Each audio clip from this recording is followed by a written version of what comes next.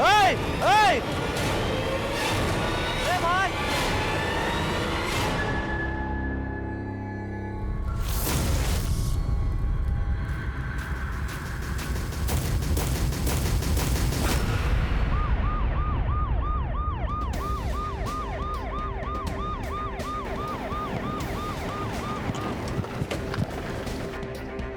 Sir, body Anjali की है, गला घोट के मारा गया। पीछे हो जाइए। हटिए, पीछे हटिए। पीछे हो जाइए, पीछे लो उनको।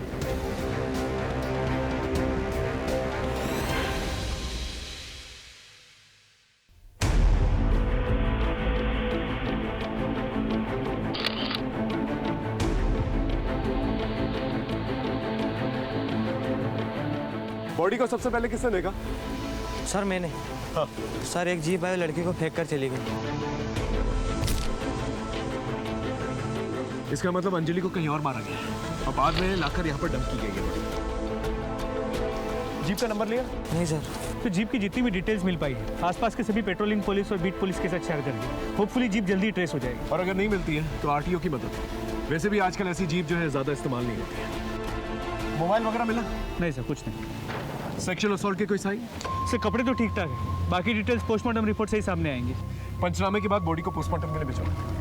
अभी फिलहाल हम एक ही काम कर सकते हैं, अंजलि का मर्डर किसने किया है ये पता करना होगा। अगर अंजलि ने अंश को किडनैप नहीं किया और फिरौती नहीं मांगी तो फिर अंश का है। सर फिर अभी के लिए प्लान ऑफ एक्शन क्या होना चाहिए? एक काम करो, अंजलि के घर जाके उसके मोबाइल और लैपटॉप फोरेंसिक जांच के लिए भिजवाओ। उसके ईमेल अकाउंट और सोशल मीडिया अकाउंट से कुछ ना कुछ तो पता चल जाएगा। और अपने खबरियों को राउंड अप करो, उन्हें अलर्ट करो और जितने भी किडनैपिंग गैंग्स हैं उन्हें सर्कल करो। सर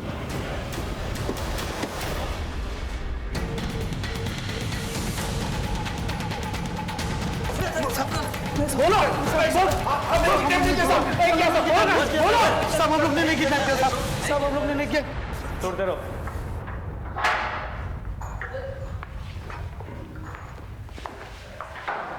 सर इतने डंडे खाने के बाद ये क्रिमिनल्स झूठ नहीं बोलेंगे। मुझे तो लगता है अंजलि ने अपने किसी साथी के साथ मिलकर अंश को किडनैप किया होगा और जब पैसे आने में देरी हो गई और अंश को रखने में खतरा बढ़ गया तो उसके साथी ने उसे मार दिया।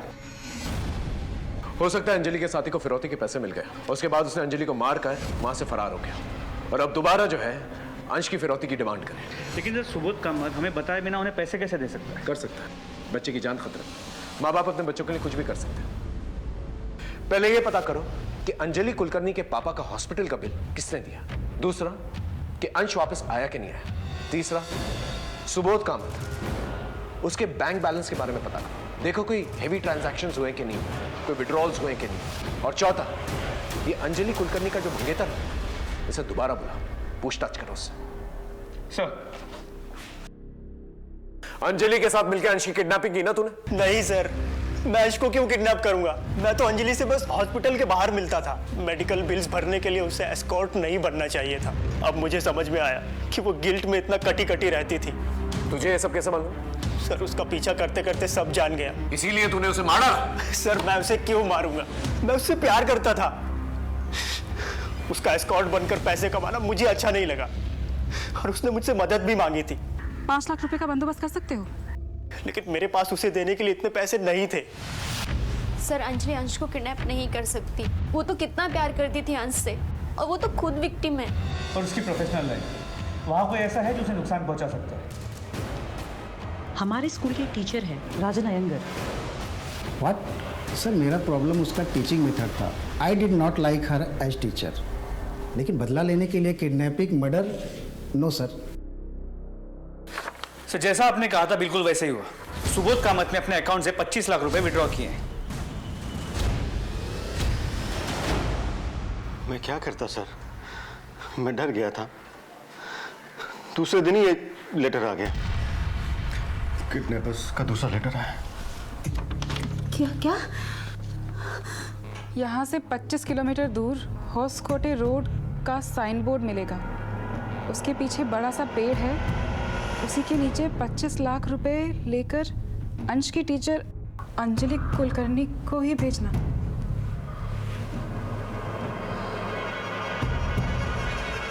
किसी दूसरे को भेजा या पुलिस को बताया तो अंश जिंदा नहीं मिलेगा।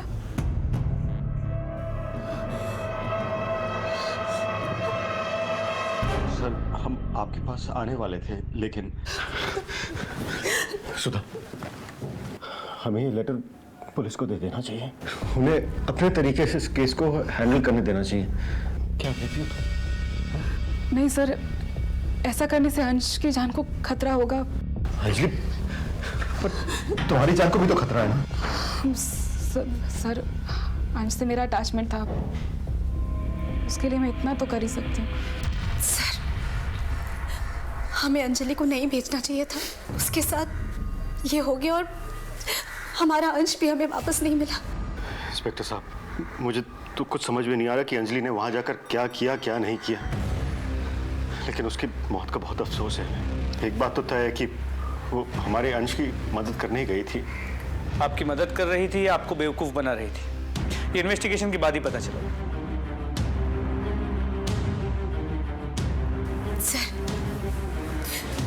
सर प्लीज मेरे अंश को ले आइए।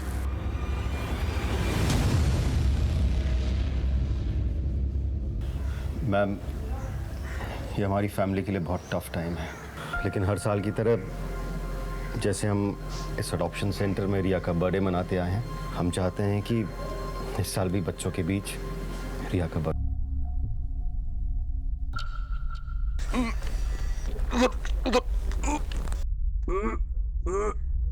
लगता है बड्डू यहाँ से आ रहा है।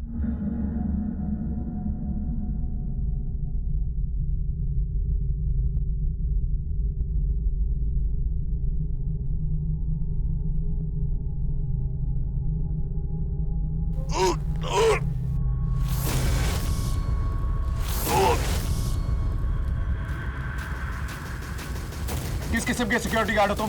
कोई भी बिल्डिंग में आता तुम्हें पता तक नहीं चलता। यहाँ इसकी स्टेटमेंट लो। हाँ, पता करो क्या कर रहा था ये। लेके जाओ। सर, हाँ जी, बॉडी काफ़ी डिकम्पोज हो चुकी है। मुझे लगता है अंजलि ने किसी के साथ मिलकर अंश को किडनैप कर लिया था। फिरौती के पैसे मिलने के बाद अंजलि के पार्टनर ने डबल क्रॉस कर दिया, अंजलि और अंश दोनों को मार दिया। अंश की बॉडी यहाँ डंप कर दी ताकि शक अंजलि पे चला जाए। नहीं अनुज, मामला कुछ और लग रहा है। बॉडी को पोस्टमार्टम के लिए भेजा। इन्वेस्टिगेशन की शुरुआत एक नए सिरे से करते हैं। सर,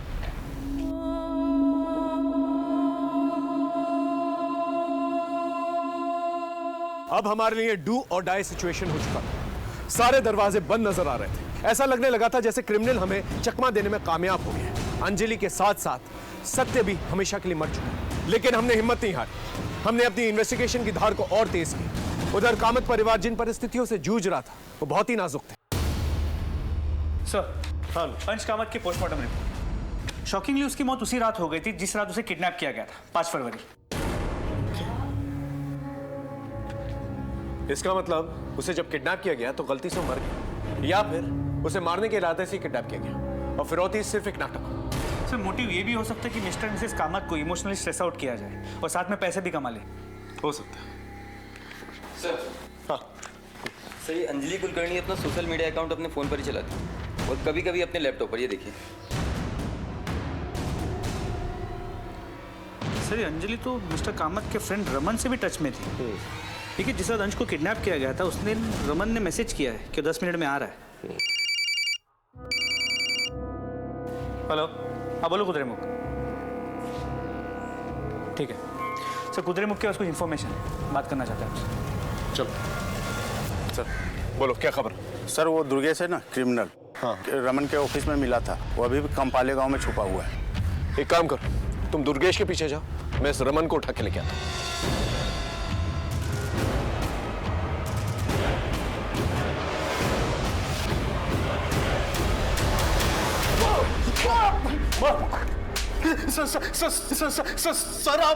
सर आप मुझे मार क्यों रहे हो? चुप! सीधे सीधे बता, पार्टी के बाद कहां गया था तू? मैंने आपसे झूठ बोला था। मैं उस दिन अंजलि के घर पर गया था। अंजलि को पैसों की जरूरत थी और हमारी जरूरतें एक दूसरे से पूरी हो रही थी। अब इसका मतलब ये तो नहीं है कि मैंने अंश का किडनैप किया। जानता था इतनी आसानी से बोलेगा नहीं तू। दुर्गेश गौड़ा को जानता है ना तू? हाँ, मैं तो उसे सिर्फ पैसे देने गया था, 20 लाख। वही पैसे जो अंजलि लेके आई थी। हाँ साहब। पैसे? बच्चा कहाँ है?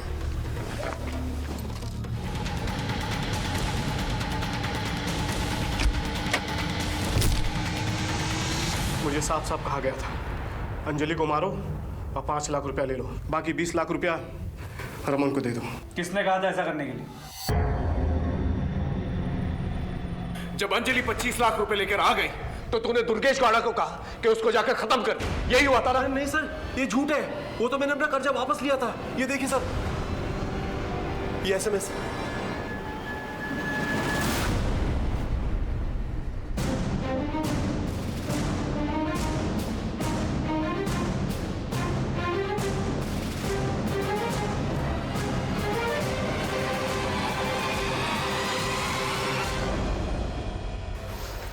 सर मुझे शक था कि अंजलि ने ही अंश को किडनैप किया है।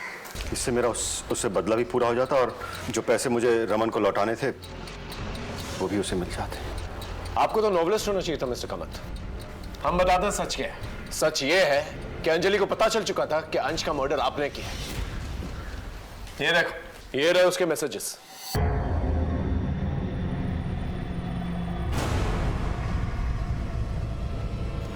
आपने हमारा बहुत टाइम वेस्ट किया मिस्टर कामत।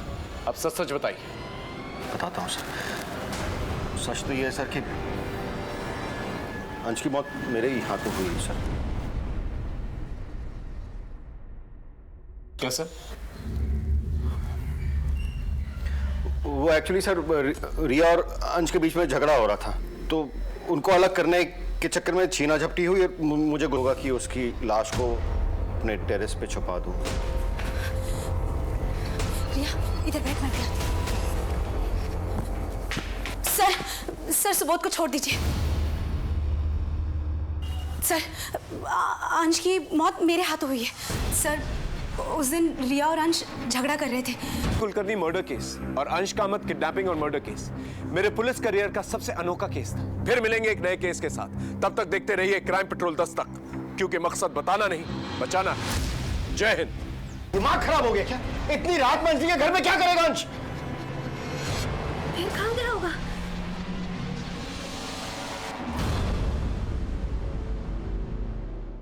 छह साल का अंश कामत गायब हो चुका था। अंश कामत की मिसिंग होने की फॉर्मल कंप्लेंट हमारे थाने में उसके माँ बाप ने दर्ज करवाई और हमने उसकी हाउसिंग सोसाइटी में जाकर पूछताछ शुरू की। साहब, हमारी सोसाइटी के सारे बच्चे यही खेलते रहते हैं। आज तक कोई बच्चा गायब नहीं हुआ। अंश कहीं नहीं गया होगा साहब, यही होगा अंजलि के घर। अरे कितनी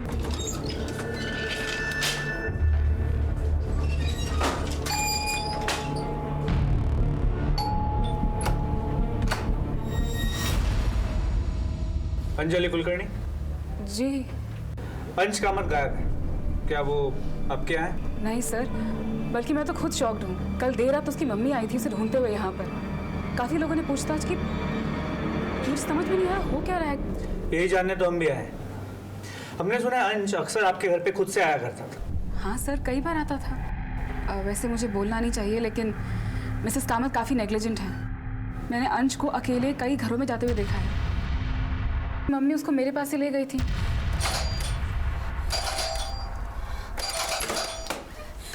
अंजलि, अंश है। अंश, अंश, यहाँ क्या कर रहे हो? ये मेरे साथ चला आया, उसके बाद फिर हम खेलने लगे, इसलिए देर हो गई। मैं छोड़ने आने वाली थी इसको। अंजलि, लेकिन बता के तो लाना चाहिए था, मेरी जान निकल गई थी। I am sorry. चलो अंश। बाय अंश, आई एम सॉरी। उसके बाद उन्होंने मुझे कल आने से मना किया था क्योंकि उन्हें किसी पार्टी में जाना था। पर कल रात को मैंने देखा कि सिर्फ सुबोध जी और सुधा जी गए थे, बच्चे तो घर पर ही थे। अंश के माँ बाप का कहना था कि अंश सोसाइटी में सिर्फ अंजलि के घर पे जाता है, लेकिन अंजलि कह रही है कि अंश दूसरे घरों में भी जाता है। एक काम करो, सभी के घरों की तलाशी लो। और ये अंजलि, इसकी सारी इंफॉर्मेशन चाहिए मुझे। कहाँ जाती है, किससे मिलती है, फोन रिकॉर्ड, लोकेशन रिकॉर्ड, सब कुछ। और सोसाइटी की CCTV फुटेज वो भी चाहिए मुझे। सर,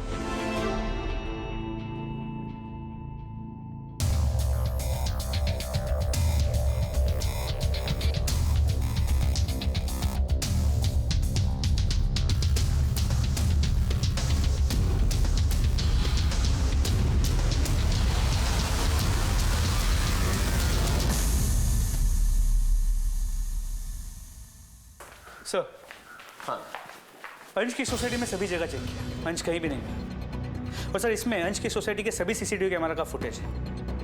लेकिन सर एक प्रॉब्लम है, अंश की सोसाइटी में 2 गेट्स, एंट्री और एग्जिट गेट्स। एंट्री गेट का सीसीटीवी कैमरा वर्किंग है, लेकिन एग्जिट गेट का सीसीटीवी कैमरा वर्किंग नहीं है, और ये तो सोसाइटी वालों को भी पता नहीं था। इसके अलावा हर विंग में एंट्री और एग्जिट के लिए 2 रास्ते हैं।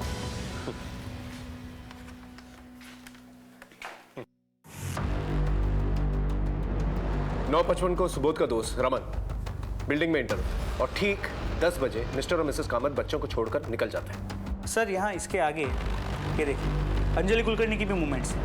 मिस्टर एंड मिसेस कामत के जाने के बाद 10:01 को वो सोसाइटी में एंटर करते हैं। और सर यहाँ देखिए, रात 12:30 बजे mister and Mrs Kamat society वापस लौटे,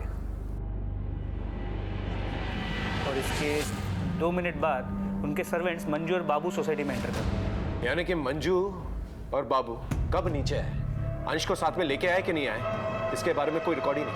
नहीं सर। एक काम करो, दोनों को बुला के लेके आओ। सर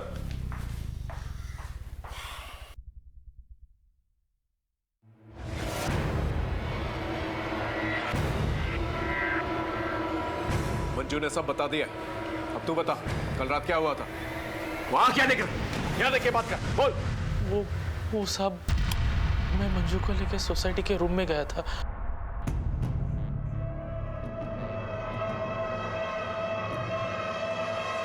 साहब यही सच है साहब, अगर हम ये सब करते और बच्चे उड़ जाते तो साहब। और फिर साहब और मैम साहब हमें पकड़ लेते तो। शर्म नहीं आती तुम दोनों को? लोग अपने बच्चे अपने घर बाहर तुम लोग के भरोसे छोड़ के जाते हैं और तुम लोग रंगरलियां मना रहे हो। गलती हो गई साहब। कहीं ऐसा तो नहीं कि अंश की किडनैपिंग तुम दोनों ने की, और जो फिरौती के पैसे मिलेंगे उससे ऐश करो? नहीं नहीं साहब, हमने जो कुछ भी गलत किया आपको बता दिया। हाँ, तुमने बता दिया, हमने मान लिया। आगे बताओ क्या हुआ। और कुछ बताने के लिए नहीं है साहब, और मैडम तो खुद बच्चों को लेकर आपस में लड़ते रहते थे।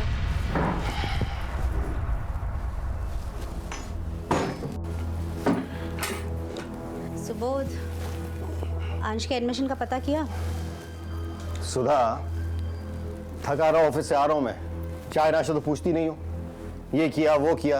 हाँ तो इसमें इरिटेट होने की बात नहीं है। तुम्हारी सी आजकल के चक्कर में ना अंश म्यूनिसिपैलिटी के स्कूल में पढ़ेगा। That's my responsibility, मैं देख लूंगा उसे कहाँ पढ़ा। हाँ तो देखो ना। मंजू एक बढ़िया चाय पिला। बाय द वे बच्चे कहाँ पर हैं? खेल रहे होंगे कहीं। खेल रहे होंगे कहीं, ये क्या जवाब हुआ? तुम्हें पता ही नहीं कि तुम्हारे बच्चे कहाँ पर हैं। सुधा तुम बस बैठकर ऑनलाइन शॉपिंग किया कर। ठोस सबूत भी नहीं है, रख के भी क्या करते हैं। एक काम करो, इन पर नजर बनाए रखो, शायद कोई क्लू मिल जाए। सर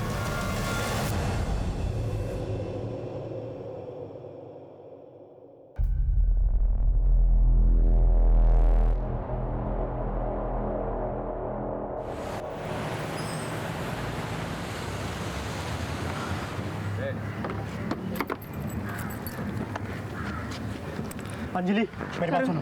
रास्ता छोड़ो प्लीज, इमरजेंसी है। मैं दिन रात सुबह शाम तुम्हें फोन करता हूँ, तुम मेरा फोन क्यों नहीं उठाती? अकेली बड़े बड़े फैसले ले रही हो अंजलि। देखिए, हम पेसमेकर रिप्लेस करने वाले हैं।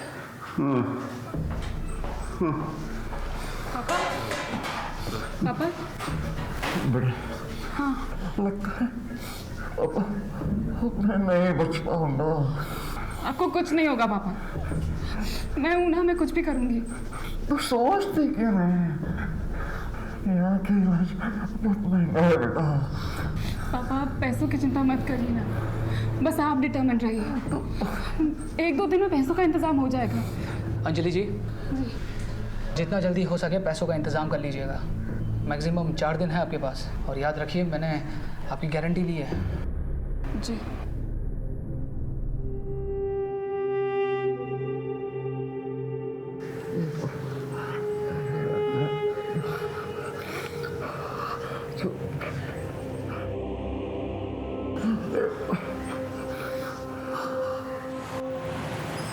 देखिए, अंश को गायब हुए 36 घंटे हो चुके हैं। फिरौती की कोई डिमांड नहीं आई है। हो सकता है जिसने भी अंश को रखा हो अपने पास, वो आप लोगों से कम्युनिकेट नहीं करना चाहता हो। किसी पे शक है आपको? नहीं, ऐसा तो कुछ भी नहीं है। रमन। कौन रमन? इनका बिजनेस पार्टनर था, जिसके साथ हम लोग पार्टी में गए थे। शक की कोई खास वजह?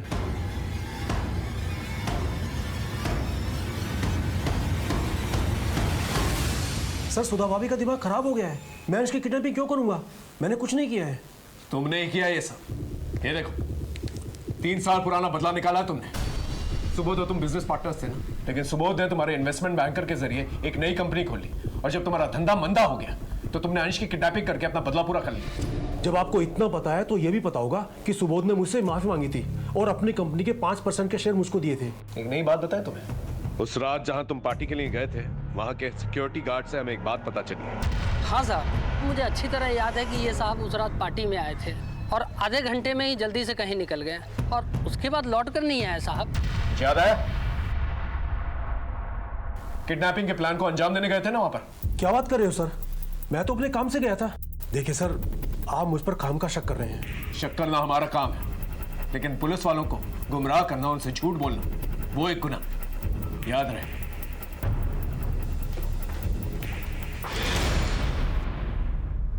इसके फोन रिकॉर्ड्स और लोकेशन रिकॉर्ड्स निकलवा। इस आदमी के बारे में कुछ तो है जो सस्पिशियस है। सर एक और बात, अंजलि के कॉल रिकॉर्ड्स और कॉल लोकेशन रिकॉर्ड चेक किया।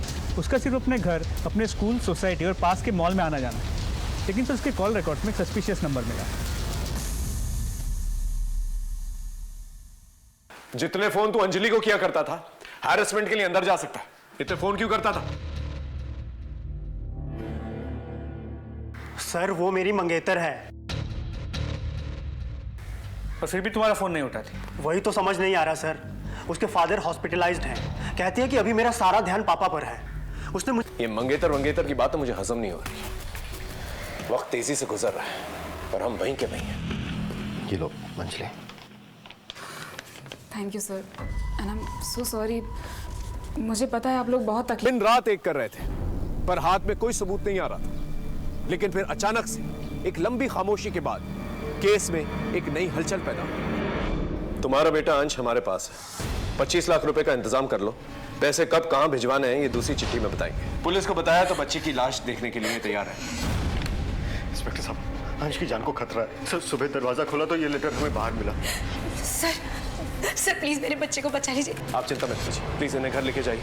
हम लोग अपनी इंक्वायरी शुरू करते हैं। प्लीज जाइए। जो भी करिएगा जल्दी करिएगा प्लीज। हाँ आप जाइए।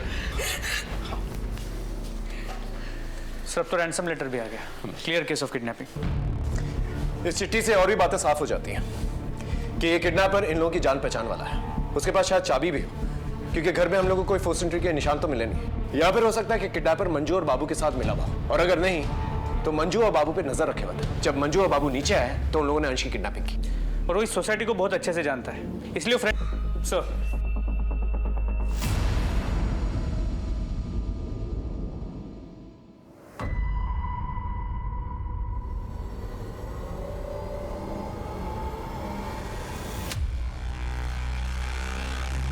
हमें पूरा डाउट था कि अंजलि ने अंश की किडनैपिंग की थी और उसे इस बात की भनक पड़ गई है, इसलिए वो वहां से फरार